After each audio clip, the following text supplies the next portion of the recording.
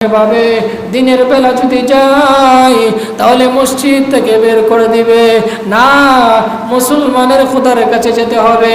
রাত যখন গভীর হবে মুসলমানের খোদার কাছে গিয়ে নালিশ জানাইব। রাত যখন গভীর হয়েছে অমনি ওই হিন্দু লোকটা মসজিদের মধ্যে গিয়ে কোনো রকম পুষ্কুনি থেকে হাত পা গুলো ধৌত করে মসজিদের ভিতরে ঢুকে বলে, মুসলমানের খোদা গো, শেষ পর্যন্ত তোমার কাছে এসেছি। আমার মেয়ের পেটের ব্যথা, এই ব্যথার জন্য আমি ডাক্তারের কাছে গেছি, বলা হয় নাই। ওজার কাছে গেলাম, বলা হয় নাই। শেষ পর্যন্ত আমার জয় মা কালী ভগবানের কাছে গেছি, এরপরও বলা হয় নাই। কেউ আমার মেয়ের পেটের ব্যথা ভালো করতে পারে না। ওগো আল্লাহ, শেষ পর্যন্ত তোমার কাছে আসলাম। এখন যদি তুমি আমার মেয়ের পেটের ব্যথা ভালো না করতে পারো তাহলে মনে করব মুসলমানের খোদা আর আমার খোদা উভয়জন হয়ে গেছে হুদা। নাউজুবিল্লাহ। হুদা মানে যার কোনো শক্তি নেই, ওয়াকেজু। শেষ পর্যন্ত তোমার কাছে আসলাম, তুমিও যদি আমার মেয়ের পেটের ব্যথা ভালো না করতে পারো তাহলে মনে করব আমার ভগবানের যেমন কোনো শক্তি নেই, মুসলমানের খোদারও কোনো শক্তি।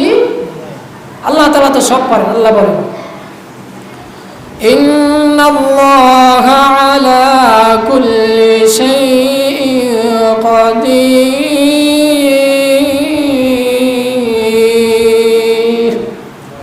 আল্লাহ রাব্বুল আলামিন সমস্ত জিনিসের উপর সক্ষম। পৃথিবীর মধ্যে এমন কোনো জিনিস নাই যে আল্লাহ রাব্বুল আলামিন পারেন না। অমনি অদৃশ্য থেকে আওয়াজ আসে। হিন্দু লোকটা বলে, ওগো আল্লাহ, শেষ পর্যন্ত তোমার কাছে আসলাম। আল্লাহ, তুমি আমার মেয়ের পেটের ব্যথাটা ভালো করে দাও। অমনি অদৃশ্য থেকে আওয়াজ আসে, ওরে বান্দা, তুমি আমাকে কার সাথে তুলনা দিলে? তুমি ভগবানের সাথে আমাকে তুলনা দিলে। আরে বান্দা, তুমি দেখো, তুমি আমাকে ডাক দিতে দেরি হয়েছে, তোমার দোয়া আমি কবুল করতে দেরি হয় নাই। আরে বান্দা, তুমি বাড়ি থেকে বের হতে দেরি হয়েছে, আমি আল্লাহ তোমার মেয়ের পেটের ব্যথা ভালো করে দিতে 1 সেকেন্ডও দেরি করি না। সুবহানাল্লাহ। খুশিতে আনন্দে আত্মহারা, মেয়ের পেটের ব্যথা ভালো হয়ে গিয়েছে।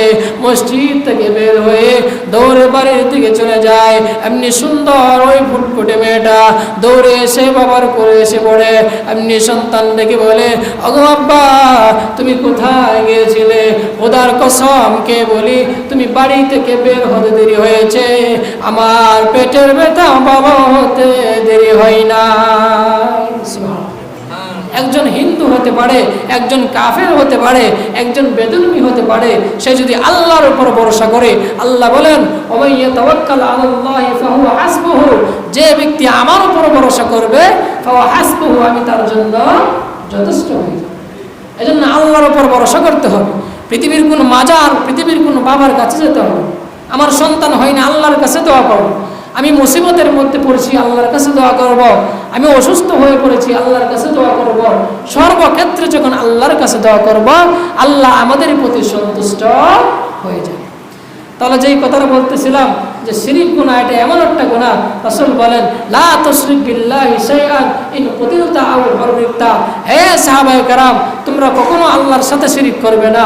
ইন কুতিলতা আও হুররিকতা, যদিও তোমাদেরকে কর্তন করে ফেলা দেওয়া হয়, আও হুররিকতা, যদিও তোমাদেরকে আগুনের মধ্যে জ্বালিয়ে দেওয়া হয়, এরপরেও তোমরা আল্লাহর সাথে কাউরে শিরক হলো সবচাইতে বড় গুনাহ। মেরাজের রাত্রিতে আল্লাহ রাব্বুল আলামিন